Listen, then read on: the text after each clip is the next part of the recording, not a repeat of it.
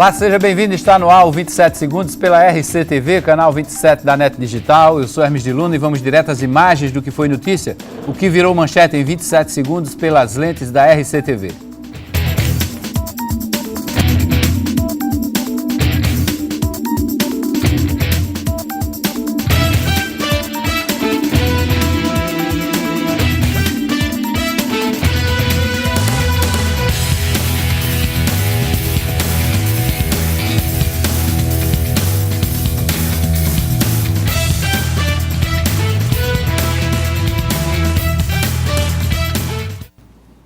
Bem, hoje aqui nos estúdios nós vamos conversar com dois vereadores, um da bancada de oposição, um da bancada aliada do prefeito Luciano Cartacho aqui em João Pessoa. Nós vamos conversar sobre essas CPIs que de repente começaram a povoar a pauta da Câmara Municipal de João Pessoa. Para iniciar essa conversa, nós temos aqui nos estúdios, já aqui ao meu lado, o vereador Lucas de Brito, que é do Democratas, da bancada de oposição, a oposição que ontem se reuniu na presidência da Câmara Municipal para apresentar um requerimento colocando o pedido de instalação de uma comissão parlamentar de inquérito para apurar, segundo eles, supostos desvios de recursos em obras de revitalização do Parque Solon de Lucena.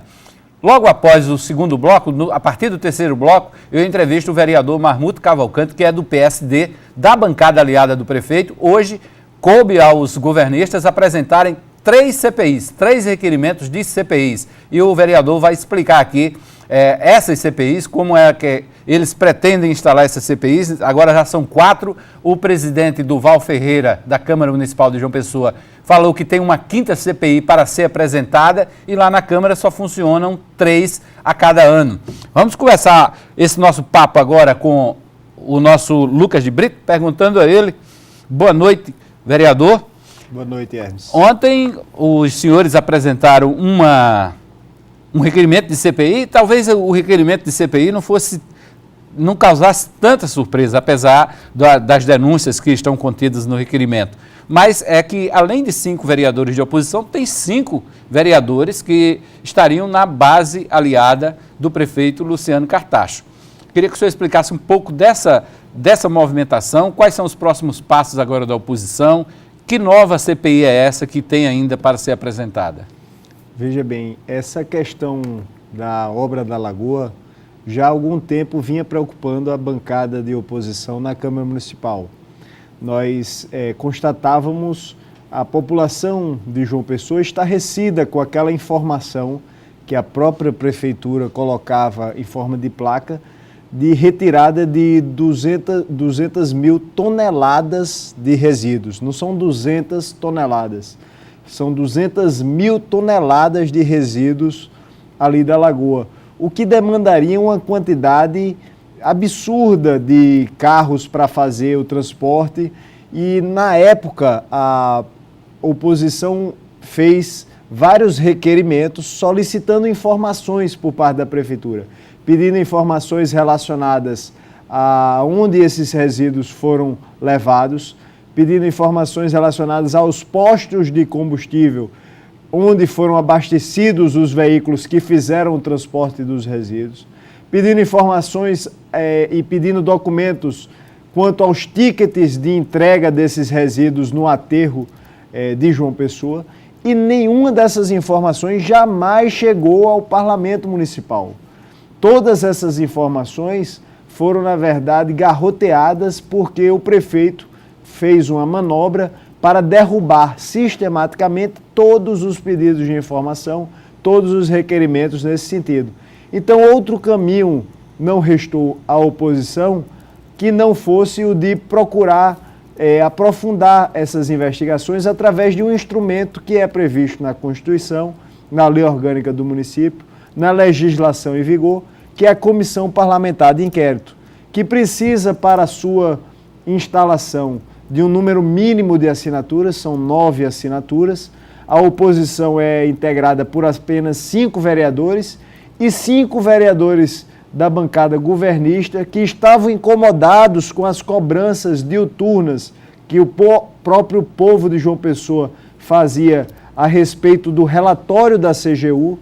Existe um relatório da Controladoria Geral da União, um documento oficial, elaborado por auditores concursados dessa importante instituição do país, que é a CGU, e que nesse relatório são apontados indícios de irregularidades e de superfaturamentos nesse quesito da quantidade de resíduos retirados da lagoa. Então, esse relatório verdadeiramente revelou fatos certos e determinados que respaldaram a elaboração do requerimento e o trabalho de coleta de assinaturas. Eram 9 assinaturas necessárias, 10 assinaturas foram colhidas, o documento foi apresentado à presidência da Câmara, que é a quem cabe despachar o requerimento sem submeter a plenário. O requerimento de instalação de CPI não vai para apreciação de plenário.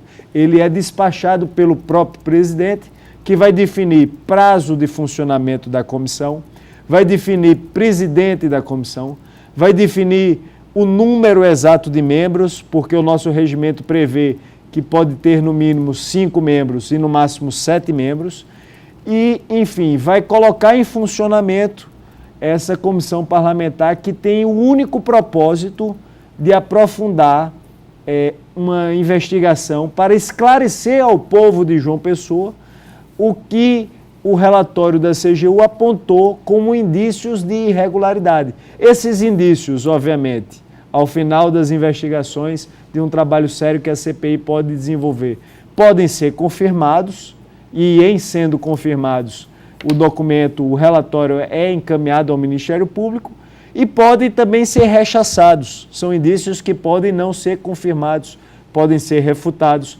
podem ser rechaçados. A Prefeitura pode ter esclarecimentos suficientes a afastar qualquer desconfiança.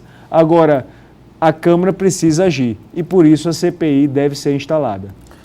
Bom, vereador, deixa eu interromper um pouquinho esse nosso bate-papo sobre a CPI da Lagoa, que foi o primeiro requerimento apresentado, que foi ontem, pela ordem cronológica, até porque a gente vai conversar com o integrante do governo, da base aliada do governo, o vereador Marmuto Cavalcante, a partir do terceiro bloco, e hoje teve a apresentação de mais 3 CPIs. A CPI de número 1, né, o do protocolo, é a da Lagoa, que foi apresentada ontem pela oposição. Tem a CPI de número 2, de número 3, de número 4, e sobre essas a gente vai conversar com o Marmuto Cavalcante. Mas hoje em Brasília houve uma reunião importante da bancada federal com o ministro da Saúde, Marcelo Castro, que é do PMDB do Piauí. Foram tratar, inclusive, da inclusão do Estado na implantação, na instalação de uma unidade do Hospital Sara Kubitschek. Os deputados participaram dessa reunião lá em Brasília. O deputado estadual Ricardo Barbosa, que é o presidente da Comissão de Saúde, também foi para lá, para Brasília, participar dessa reunião. E nós temos aí o vídeo que está no Portal Correio, www.portalcorreio.com.br. Nós vamos reproduzir esse vídeo do Portal Correio, trazendo os deputados comentando sobre essa reunião. Estamos levando solicitações que são importantíssimas para o povo da Paraíba. A questão dos hospitais filantrópicos, que se encontram numa crise profunda e atendem ainda uma grande quantidade de pacientes e são essenciais para a rede de saúde da Paraíba, principalmente no que diz respeito ao combate ao câncer. O Hospital Napoleão Laureano e a FAP em Campina Grande atendem a totalidade dos pacientes de câncer do sul e do estado da Paraíba. E precisa ter uma atenção especial por parte do Ministério. Outros hospitais extremamente importantes, como é o caso do São Vicente de Paula, que se encontra com uma crise muito grande. O Hospital Flávio Ribeiro Coutinho, que fica em Santa Rita, da mesma forma. Há poucos dias atrás estava ameaçando até ter que fechar a sua parte de obstetrícia e a maternidade. Seria um prejuízo gigantesco para a região metropolitana de João Pessoa, além do Hospital Padre Zé, que é um hospital bastante antigo, querido de toda a comunidade e que atravessa uma crise imensa. Além disso, outras pautas que queremos tratar diz respeito à questão da crise gerada pelo Zika vírus, os casos de microcefalia, de alterações neurológicas em crianças. Aqui está nos acompanhando a secretária municipal de saúde de Campina Grande e a doutora Adriana Mello, uma pesquisadora renomada que descobriu a relação entre o Zika e a microcefalia e que está solicitando o apoio do Ministério com equipamentos desde uma ressonância magnética de última geração, novos aparelhos de ultrassonografia, para que possa dar uma melhor assistência às mães e às crianças. E ao mesmo tempo continuar na pesquisa que vise não só a questão de tratamento e terapêutica, mas de cura dessas crianças com microcefalia. Nós iremos tratar também de questões relevantes para o estado da Paraíba, principalmente para a Grande João Pessoa, que é o caso da conclusão do Hospital Metropolitano. Isso é um pedido da bancada inteira. O Ministério já tem sido bastante forte no que diz respeito ao aporte de recursos na construção. A obra está sendo tocada pelo governo do estado, mas nós queremos mais uma vez reiterar para o ministro que é necessária a conclusão aqui do hospital em Santa Rita. E a expectativa com relação à unidade do Sara Kubitschek em João Pessoa, Sim, deputado? também é uma questão, são tantos pontos de problema na saúde.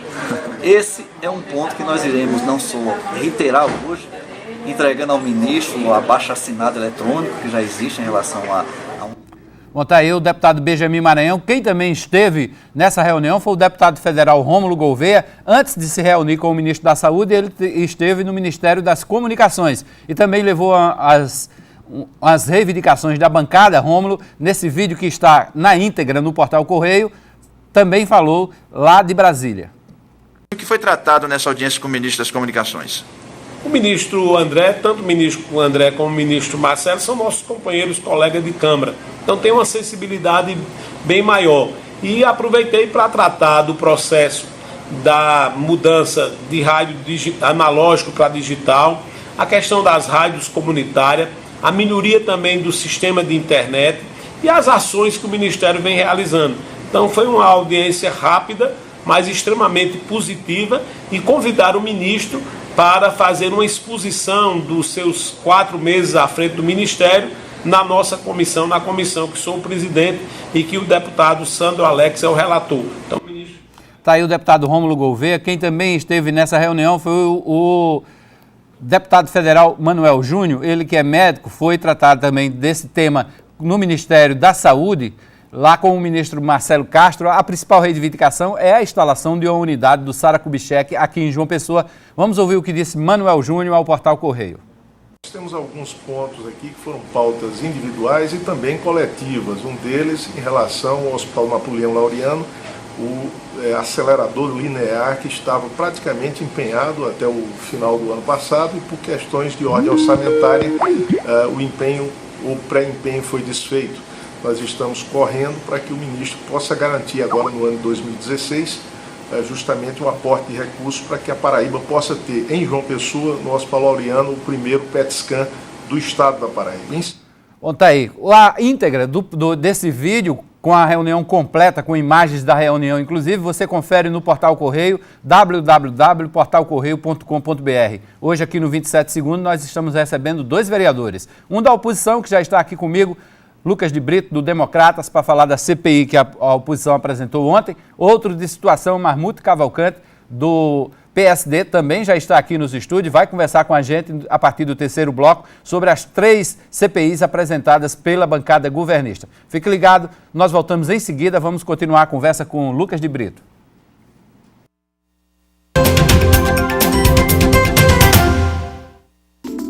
De volta com 27 Segundos pela RCTV. Nós estamos hoje aqui nos estúdios da RCTV com 2 vereadores.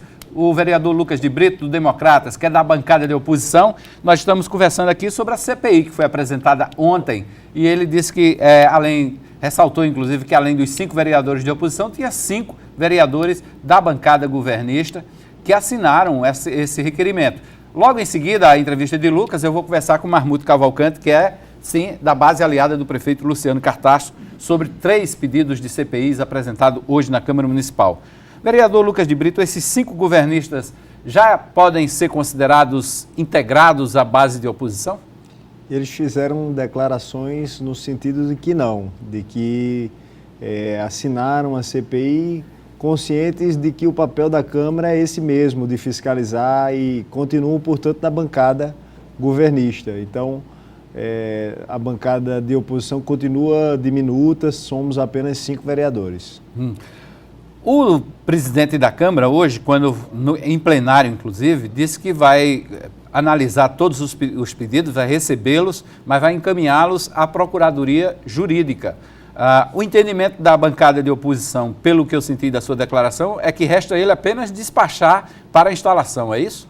Ele, obviamente, tem a prerrogativa de ouvir os órgãos técnicos da casa para verificar se as assinaturas conferem com, enfim, são realmente de vereadores da Câmara Municipal de João Pessoa, se o fato certo e determinado, que é também um requisito para a instalação da CPI, está apontado no requerimento, mas o fato é que é preciso haver celeridade nessa tramitação.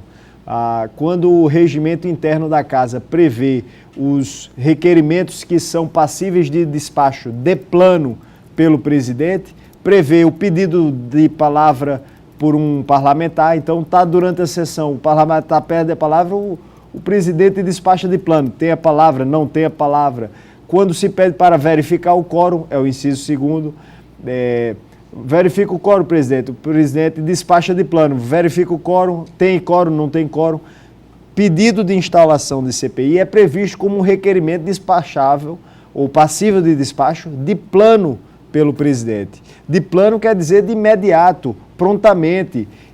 Obviamente ele pode, por cautela, ouvir o órgão técnico da casa, a Procuradoria, mas é necessário ter uma resposta ainda na próxima semana, pronta, rápida, célere, porque o povo de João Pessoa quer que a Câmara Municipal não seja uma Câmara de faz de contas. CPI não é bicho papão, não é bicho de 7 cabeças, é um instrumento previsto na legislação do município, é um instrumento previsto no nosso regimento interno, na Constituição Federal, é uma coisa que faz parte do dia a dia do parlamento, cuja função talvez principal seja fiscalizar o executivo, exercer um controle sobre o poder executivo, para que o poder executivo, que já está com a caneta na mão, não extrapole, não faça malversação dos recursos públicos e seja zeloso com um patrimônio que é de todos, que é do povo. Vereador, como é que o senhor viu hoje a apresentação de mais 3 CPIs pela base aliada do prefeito Luciano Cartacho? Coube ao vereador Dinho, que é o vice-líder da base, né, a apresentação desses 3 requerimentos. Foi surpresa para a base de oposição? A oposição já esperava essa reação lá na Câmara Municipal dos vereadores de situação? Veja só, eu considero, Hermes, uma reação atabalhoada. Por quê? Há um mês, o vereador Renato, que é o líder da oposição, vem anunciando: nós estamos coletando assinaturas para a CPI da Lagoa. Então, foi uma coisa, informação, foi um requerimento que foi elaborado, que foi anunciado. Se a bancada governista, a articulação política do prefeito Luciano Cartacho tivesse trabalhado com maior diligência e tivesse a estratégia de obstar a tramitação dessa CPI da Lagoa, eles teriam apresentado essas 3 CPIs antes da CPI da Lagoa, já que, por analogia ao que acontece com todas as demais casas legislativas, há de se observar a ordem cronológica de apresentação desses requerimentos.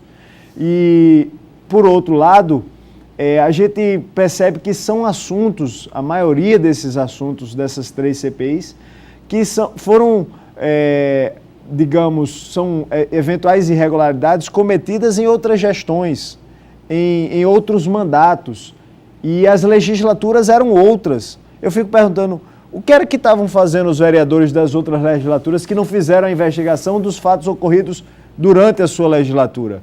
Eu acho importante haver reações mais céleres por parte do Legislativo, para que o Legislativo possa dar a sua contribuição. Então, eu considero verdadeiramente uma reação atabalhoada. É no mínimo curioso que, havendo uma regra regimental de que apenas 3 CPIs possam tramitar ao mesmo tempo, a bancada governista apresente de uma vez só 3, por que não 2? Por que não 1? Por que não 4? Parece realmente ter havido um propósito de obstar a tramitação da CPI da Lagoa, que é uma CPI necessária. Não é uma CPI de pré-julgamento. O prefeito Luciano Cartacho continua gozando da presunção da inocência. Ninguém está dizendo que o prefeito Luciano Cartacho fez desvios de recursos públicos na execução da obra da Lagoa ou qualquer secretário seu. Mas a CGU faz um relatório, aponta indícios de irregularidades e seria muita irresponsabilidade da Câmara, diante de um documento oficial, não cumprir o seu papel constitucional de fazer a fiscalização desses fatos. Ok. Vereador Lucas de Brito, quero agradecer sua presença aqui no 27 Segundos. O tempo passa rápido demais aqui, né? Já estamos aí a meia hora de entrevista já. Muito obrigado pela participação, pelas informações. Nós vamos continuar acompanhando todo esse trabalho, tanto da oposição como da situação, trazendo os dois lados do fato, da notícia, aqui no 27 Segundos, no Rede Debate, em todo o noticiário da RCTV. Muito obrigado. Eu é que agradeço, Hermes, fico sempre à disposição. Obrigado. Aí o vereador Lucas de Brito, eu quero chamá-lo de deputado, mas está cedo ainda, mas é o vereador Lucas de Brito. Daqui a pouco nós voltamos, vamos ao intervalo e na volta a gente começa a conversa com o Marmuto Cavalcante, vereador da base aliada do prefeito, e ele vem falar também, vai dar a sua versão aqui sobre as 3 CPIs que foram apresentadas hoje e também sobre a CPI da Lagoa, que foi pedida ontem pela bancada de oposição. Fique ligado, voltamos em seguida.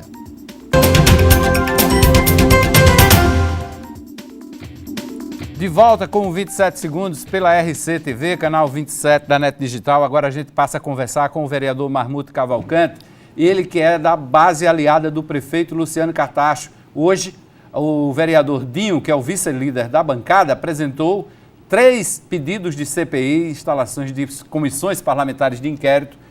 Essa apresentação foi na tribuna da Câmara e eu vou conversar com o Marmuto exatamente sobre isso. Boa noite, vereador. Prazer tê-lo aqui novamente. Qual é a intenção dessas 3 CPIs? Boa noite, Hermes. Boa noite a todos os seus telespectadores. Uma alegria estar aqui com você novamente, como você bem diz.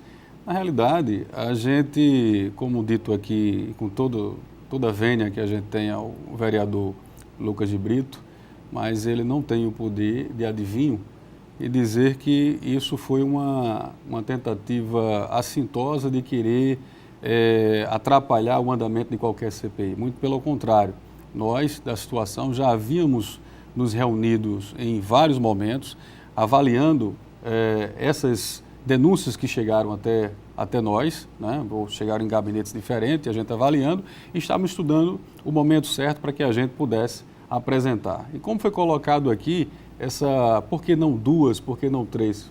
Como você já colocou no início, Hermes, na Câmara só pode tramitar por ano 3 CPIs. Então, se fosse para barrar qualquer tipo de CPI, teríamos que apresentar apenas 2. Então, são 4 CPIs. Então, já dá uma clara demonstração de que a gente está querendo realmente elucidar todos os fatos que envolvem o erário público, né, a malversação do erário público, envolve todo o prejuízo que a população de João Pessoa vem sofrendo ao longo dos anos.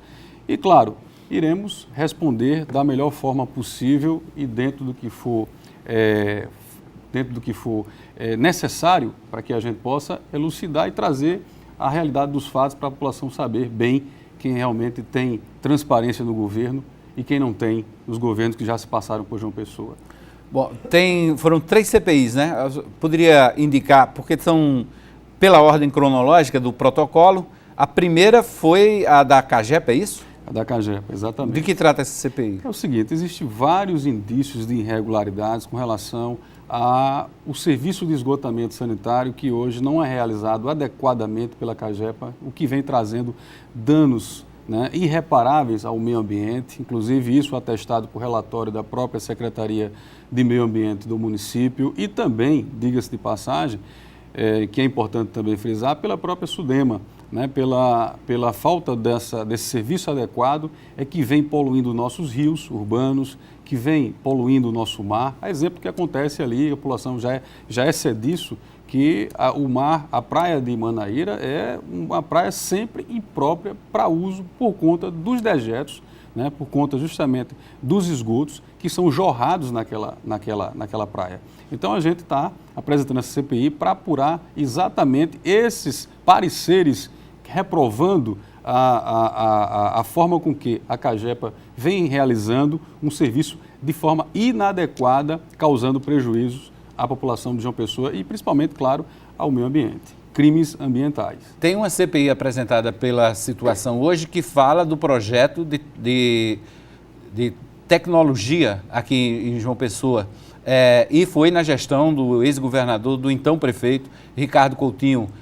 Inclui aí o Jampa Digital? Não, nesse caso em específico não, porque o Jampa Digital é uma outra situação que a gente ainda vai debater, a gente vai discutir e pode de repente trazer à tona a casa, porque até hoje não foi elucidado os fatos. Morreram pessoas envolvidas, né? Aconteceram várias situações que deixaram até hoje as pessoas atônitas, sem saber exatamente o que é que verdadeiramente ocorreu naquele fatídico processo do Jampa, escândalo nacional, repercussão inclusive no próprio Fantástico, né? Então, quer dizer, João Pessoa sendo levado de forma negativa a nível nacional, isso é um outro ponto que iremos analisar. Claro, se for o caso, voltaremos, inclusive hoje já foi cogitado, já foi suscitado pela vereadora Raíssa Lacerda, que já está estudando o gabinete dela apresentar um requerimento nesse sentido, do Jampa Digital. O que a gente está discutindo hoje, que foi apresentado, é um sistema, um projeto, sim, que é um projeto de sistema de informação municipal, que é um sistema que inicialmente a ideia era boa, a ideia era interagir, fazer com que interligasse todas as secretarias do governo municipal, para que houvesse celeridade, mais transparência, mais eficácia na tramitação de todos os assuntos que são deliberados na gestão municipal. E aí, claro, foi feito, foi chamado uma fundação, né, foi convocada uma fundação, diga-se de passagem, sem fins lucrativos, o que não poderia estar recebendo dinheiro, principalmente do erário, né, se é sem fins lucrativos, está muito claro, que é a Funetec, que é uma fundação de educação tecnológica e cultural da Paraíba, que são formados por institutos da Paraíba, institutos federais da Paraíba e do estado do Ceará, que é o IFPB e o IFCE. Então, o que acontece? Essa Funetec, que é a fundação que envolve esses dois institutos, foi convocada, então, pela gestão do então prefeito Ricardo Coutinho, para que se pudesse ser feito um sistema que pudesse dar essa dinâmica dentro da gestão. E o que acontece? Sendo convocado a empresa, no caso a fundação apresentou uma proposta para poder realizar esse sistema. O governo, na época, né, pagou por esse sistema um valor na ordem de 19 milhões de reais. E aí o que acontece de mais grave nisso tudo? Por um sistema que nunca foi feito pela Funetec. Sem fins lucrativos, não podia estar aí discutindo dinheiro, não podia estar aí oferindo lucros. E aí acontece que foi chamada, foi pago e o sistema não foi feito. Sabe quem fez o sistema? Foram os próprios servidores da prefeitura que fizeram o sistema, que hoje está obsoleto, claro. Então, a gente está percebendo que tem muita coisa obscura aí, grandes indícios de grandes irregularidades e que a gente precisa apurar isso. Isso precisa ser discutido. Esse dinheiro poderia ter sido, esses 19 milhões, poderia ter sido investido e bem aplicado na resolutividade de vários problemas que a cidade passa até hoje. Ok. Vereador, a gente vai dar um tempinho aqui nessa sua entrevista, porque a gente vai a Brasília conversar com Edinho Magalhães e a Campina Grande com Arquimedes de Castro. Também tem muita movimentação nacional. Hoje teve movimentação também lá em Brasília e olha que muita movimentação mesmo, né? Deixa eu conversar com Edinho Magalhães de Brasília, Arquimedes de Castro de Campina Grande. Edinho, Arquimedes, boa noite. Boa noite, Hermes. Boa noite, Arquimedes. Boa noite. Bom, Edinho, o Ministério Público Federal, aliás, o Ministério Público de São Paulo denunciou Luiz Inácio Lula da Silva e a ex-primeira-dama Marisa. Complica-se ainda mais a situação do ex-presidente? É verdade, Hermes. São duas novidades envolvendo o Ministério Público, né? Na verdade, essa questão com relação ao ex-presidente Lula não tem nada a ver com a Operação Lava Jato. tão somente uma ação do Ministério Público Estadual que averigua se houve ocultação de patrimônio e lavagem de dinheiro, ocultação, né, de patrimônio e lavagem de dinheiro na circunvizinhança do estado de São Paulo, o sítio em Atibaia e o triplex no Guarujá. E também sobre o Ministério Público, Hermes, o Supremo Tribunal Federal decidiu hoje, eu estava conversando aqui nos bastidores com a Arquimedes, essa lambança do governo federal em nomear sem poder um membro de carreira do Ministério Público para um cargo do Executivo Federal. Isso vai alcançar membros do Ministério Público em pelo menos outros 17 membros em pelo menos 5 estados da federação. Inclusive, um dos exemplos aí na Paraíba seria o do ex-secretário de Segurança, Eitel Santiago, pai do vereador Lucas Brito, que acabou de dar uma entrevista, que é membro do Ministério Público Federal e é atualmente subprocurador-geral da República aqui em Brasília, Hermes. Certo. Arquimedes, a situação do presidente, na sua opinião, do ex-presidente Lula, se complica? Olha, se complica bastante, né? Agora, a salvação para ele é se tornar ministro. Como está vago aí o cargo de ministro da Justiça, fica a dica, né? Já que não tem ninguém, põe Lula, por que não, né? Porque tanto faz ser ministro do Itamaraty como da Justiça. Ele vai interferir de todo jeito nas investigações contra ele, que são realizadas pela Polícia Federal, não tenho a menor dúvida disso. Agora, o que me chamou a atenção no julgamento de hoje, da ação de descumprimento de preceito fundamental movida pelo PPS no Supremo Tribunal Federal, foi o papel realizado pelo José Eduardo Cardoso. Me lembrou uma vez, quando eu trabalhava na Rádio Atual, em São Paulo, que o diretor me mandou parar uma festa para tocar o hino nacional. Eu disse, não, eu não vou fazer isso. Mas ele disse, não, vá lá, é sua missão. Foi a missão de José Eduardo Cardoso, viu, Hermes e Edinho? Uma missão árdua de defender o indefensável, e o governo sai dessa muito fragilizado, porque agora o Wellington vai fazer o quê? Vai renunciar a um cargo vitalício para assumir um ministério onde ele pode passar uma semana, um mês, ou quem sabe lá 2 anos, né? Mas é uma instabilidade muito grande, ou ele vai deixar o governo sem ministro. É uma situação muito complicada, complicou ainda mais o problema político de Dilma e ela não precisava desse problema que o próprio governo criou. Diz que ela está irritadíssima por não terem avisado a ela antes que isso poderia acontecer. Agora, quanto ao Luiz Inácio, eu tenho a impressão de que se ele não for nomeado ministro, será preso, né, até o final do mês.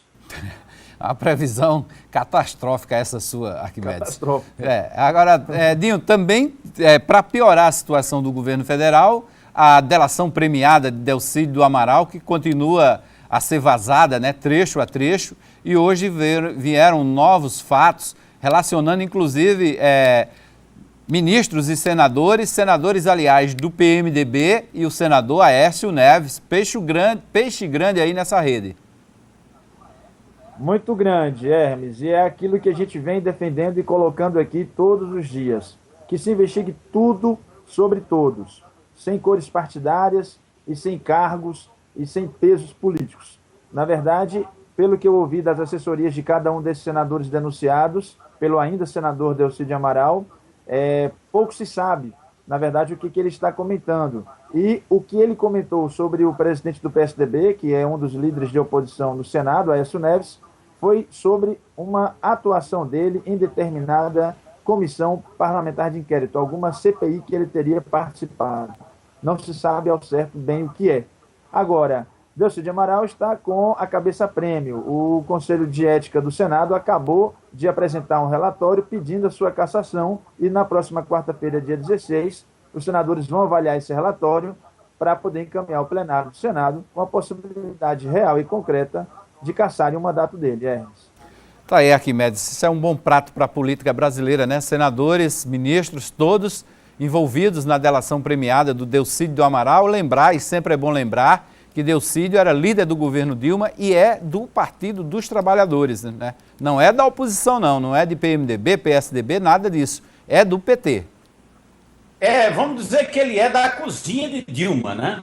Ele é um cara que era de super confiança e de uma hora para outra estão querendo tirar toda a credibilidade do que ele está dizendo. A gente não sabe ainda exatamente o que foi que Delcídio disse, Mas eu obtive informações, não sei se Edinho confirma em Brasília, pelo esse vazamento seletivo que está acontecendo, de que o que ele falou é para derrubar a República, não é para derrubar só a presidente. É negócio assim muito sério, que envolve muita gente. Ele ficou muito chateado com esse negócio de ter sido preso, né? Esse povo não está acostumado a ser preso, né? Gente que vive nababescamente, passa uma semana numa cela, conta tudo, entrega até a mãe se brincar. E o que o Delcídio fez nessa delação foi isso. Ele entregou a mãe do PAC, né? A Dilma.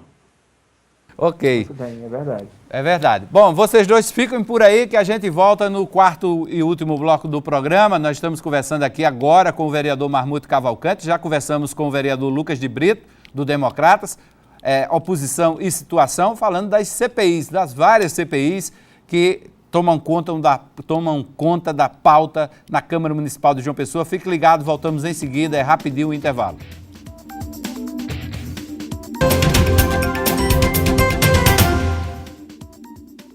De volta com 27 segundos pela RCTV, canal 27 da NET Digital. Nós estamos conversando com o vereador Marmuto Cavalcante, do PSD, da base aliada do prefeito. Nós já falamos sobre as duas CPIs que foram apresentadas pela situação hoje na Câmara Municipal. Agora tem uma terceira, né, que trata de material escolar, é isso?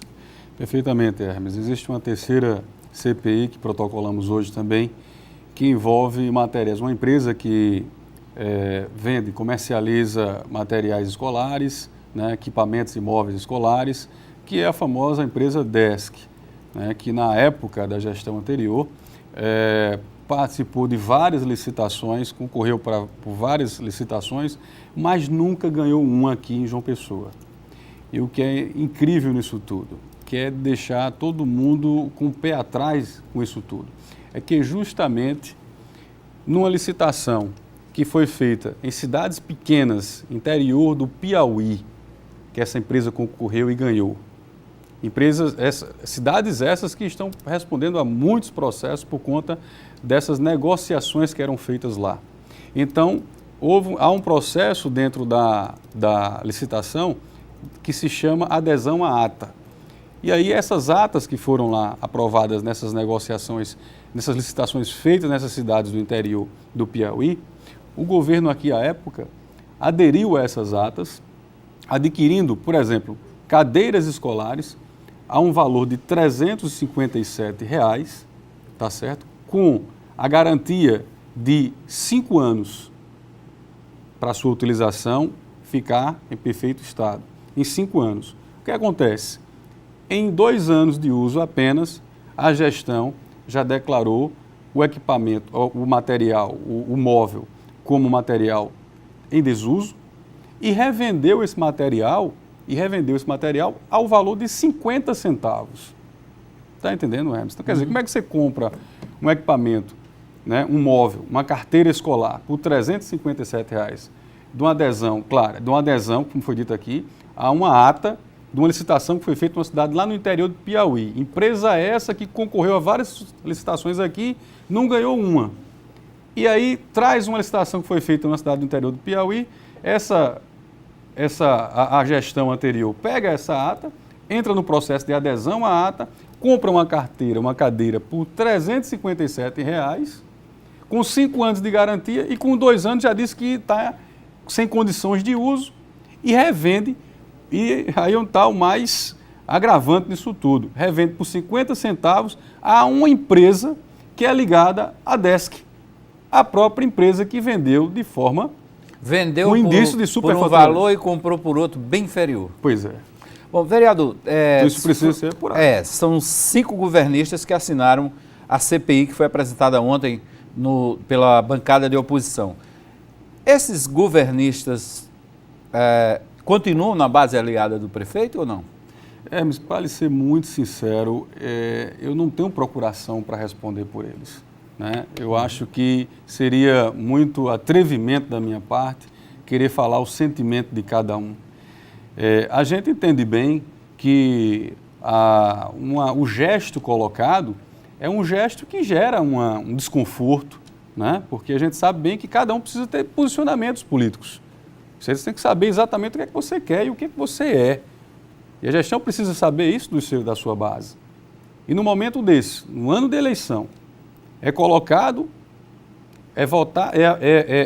é assinado uma CPI por governistas, num período praticamente no período pré-eleitoral, deixa margem para a gente pensar uma série de coisas.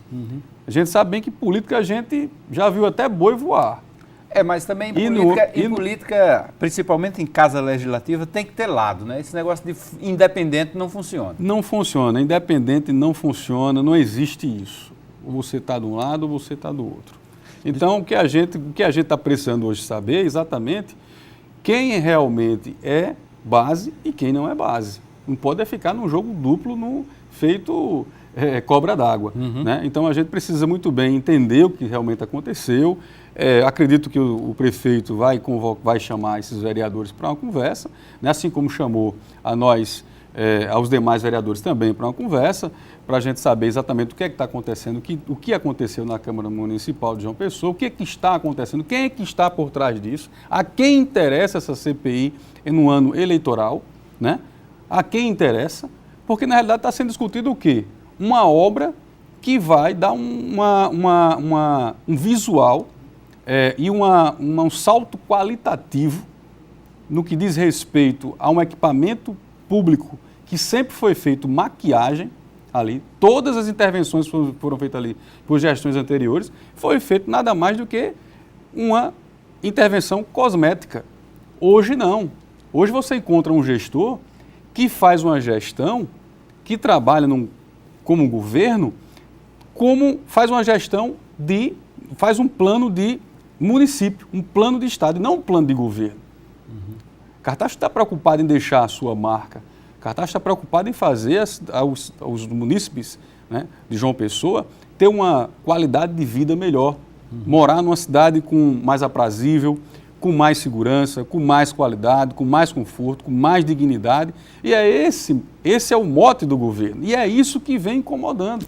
Porque a obra está lá, está acontecendo, e todo dia está assim, avançando a obra, e cada dia, cada vez mais a oposição passa por lá, mais se incomoda. Aí quer criar, de certa forma, se apoiar num relatório feito pela CGU, que, diga-se de passagem, é uma instituição idônea, tem todo o nosso respeito e tem que ter, é uma gestão parceira das instituições públicas, tá? Mas um relatório feito pela CGU não quer dizer que tem a verdade absoluta, não. Não quer dizer que há ali o dogmatismo, não. Entendeu? Isso pode ser contraposto, isso pode ser feito, o direito à ampla defesa e o contraditório, a gente está utilizando, já respondemos, e o prefeito está sendo muito transparente nisso. CGU Hermes, que há um mês atrás, disse que a gestão municipal é a gestão mais transparente das cidades, das capitais, dentro do nosso país. Ok. Vereador, deixa eu só lhe interromper aqui um minuto, porque a gente vai voltar a Brasília. A gente está com o Edinho Magalhães aí falando de Brasília. Hoje também ele conversou lá com o novo ministro, né, o paraibano Carlos Vieira, que ele assumiu interinamente o Ministério da Integração com o afastamento de Gilberto Ock por motivos de saúde. E Carlos Vieira falou sobre o trabalho que pretende desempenhar na pasta e como pode ajudar os municípios paraibanos que sofrem com a estiagem. O nosso trabalho aqui, ele pressupõe a continuidade das ações que o Ministério já vem desenvolvendo. O Ministério da Integração, o Ministério hoje que tem um papel importante nas ações voltadas para as regiões mais carentes, e aí no caso especial o Nordeste, temos uma atuação muito específica para o Nordeste. Nós temos destinado alguns recursos voltados para o combate à seca de forma emergencial. Nós temos uma agenda pré-montada com o governo do estado para assinarmos aí lá com o governador Ricardo Coutinho um valor destinado a ações que visam principalmente o restabelecimento de abastecimentos nas regiões e nas cidades que já tem esse sistema instalado, mas que hoje está em crise em função da falta de abastecimento. Então nós temos um sistema que nós chamamos de adutora de montagem rápida e que é uma das grandes expectativas do governo do estado, juntamente conosco, de fazermos acontecer a normalidade em algumas cidades importantes do estado da Paraíba. Então, nós estamos agendando com o governador um momento para assinarmos esse termo. Nós já temos os projetos em análise aqui no Ministério e logo a Paraíba terá esse recurso para uso com essa finalidade.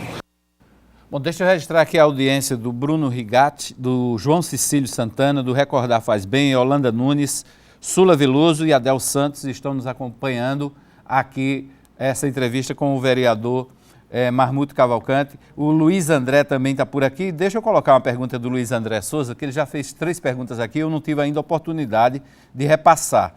E ele está perguntando, vereador, se... deixa eu ver a primeira pergunta, pela ordem aqui. Se há algum problema em fiscalizar o prefeito, uma vez que foram apresentados indícios de irregularidades. Absolutamente nenhum, Hermes. Absolutamente nenhum. E em nenhum momento o prefeito Luciano Cartacho tem se negado a apresentar nenhum tipo de resposta, nenhum tipo de abertura para que se possa elucidar os fatos.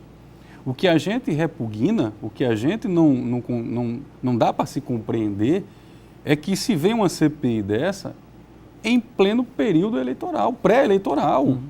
Está claro e evidente que há interesses. Que é só o jogo político. É só o jogo político. Quer que eu lhe diga uma coisa?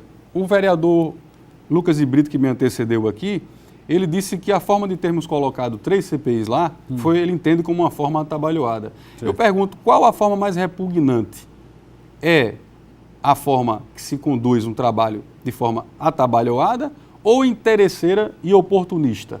Porque o que está sendo colocado aí é uma CPI apoiada num relatório da CGU que já está apurando, que já está fazendo o seu papel junto com as outras instituições fiscalizadoras, tá?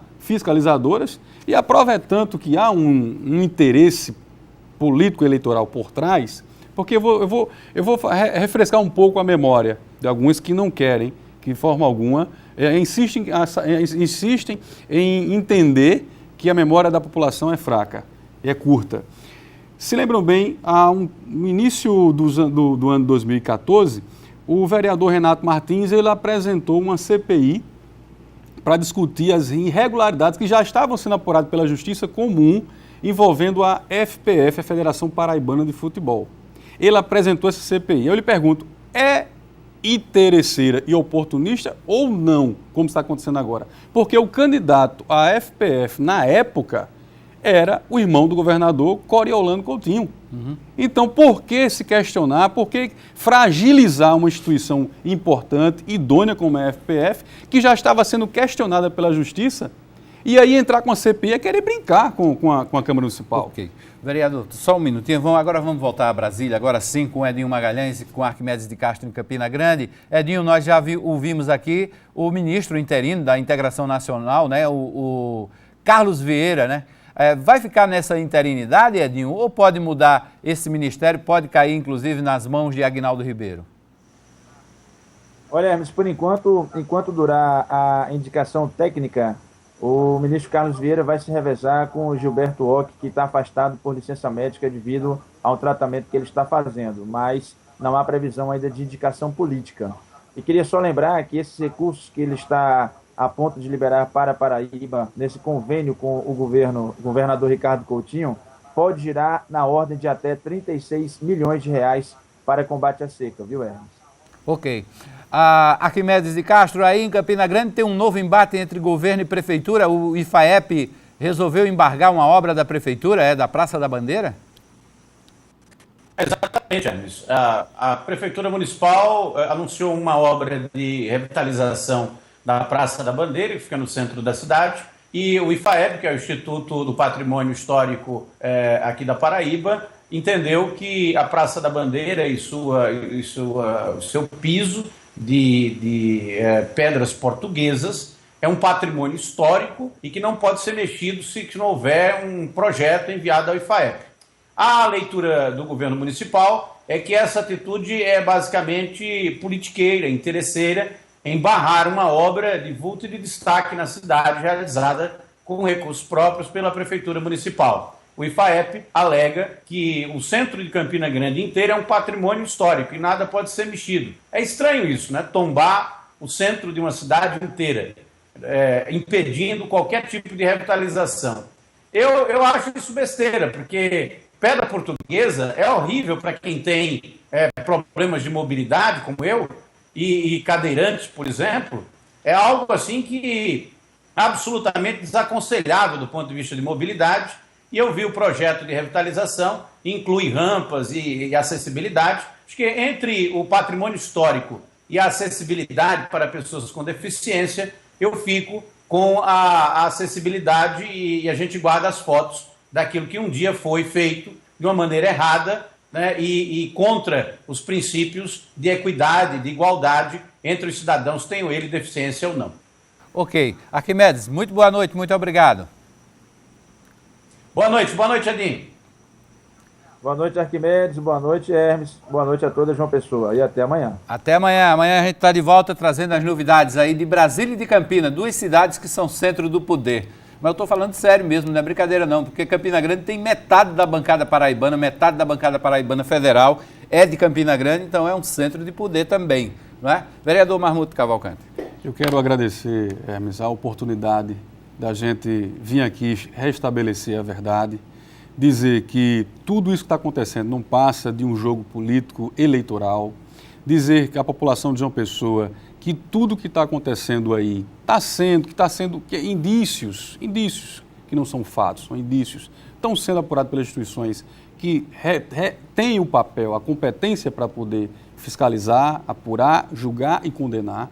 Tá? O prefeito tem facilitado, tem apresentado as respostas, tem facilitado de todas as maneiras para que a coisa aconteça de forma mais clara e transparente, como tem sido feito desde o início da gestão. É tanto que o próprio TCE, o Tribunal de Contas, já auditou a obra e aprovou. O Ministério Público Federal, da mesma forma. A CGU, que apresentou os indícios, a gente está apresentando as respostas devidas. No momento certo, a gente vai mostrar à população realmente quem está com a razão. A população até já sabe, né? Afinal de contas, João Pessoa, hoje, pela primeira vez na sua história, é tida como a cidade mais transparente do país e mais do Nordeste, avaliadas criteriosamente por essas instituições que eu citei aqui. Okay. E eu vou dizer só uma coisa a quem interessa. O que está preocupando a oposição é que a obra vai ser entregue ainda nesse semestre. Até o mês de junho vai ser entregue e nós vamos ter um cartão postal de João Pessoa, o marco de João Pessoa, que é a Lagoa, entregue, preparada para os próximos 100 anos. Porque o que está sendo feito não é obra de maquiagem, não. É uma obra de governo, é uma obra de município que vai servir a população e vai dar uma guinada positiva cada vez mais à nossa cidade. Esse cartão postal que João Pessoa vai poder usufruir com qualidade e segurança desse belíssimo equipamento que vai ser o Parque Solano Lucena. Ok, muito obrigado, vereador Marmuto Cavalcante. Quero agradecer também a presença do vereador Lucas de Brito Pereira, que esteve aqui nos 2 primeiros blocos. Agradecer a audiência dos telespectadores. Ana Angélica Bezerra Cavalcante, que está lá no bairro de Manaíra nos assistindo, Adalberto Ferrari, o blog Recordar Faz Bem, a Lúcia de Fátima, o Márcio Cavalcante, que estão nos acompanhando também, assistindo. O Márcio Cavalcante manda inclusive um recado aqui para o vereador, dizendo que o vereador olhe para lá o Mussumagro. Tá? Ele está pedindo aí a atenção lá. E o Luiz André de Souza, que também acompanhou o 27 segundos de hoje. Muito obrigado a todos. Até amanhã. Eu estou de volta às 9 da noite aqui na RCTV. Do seu jeito, para você.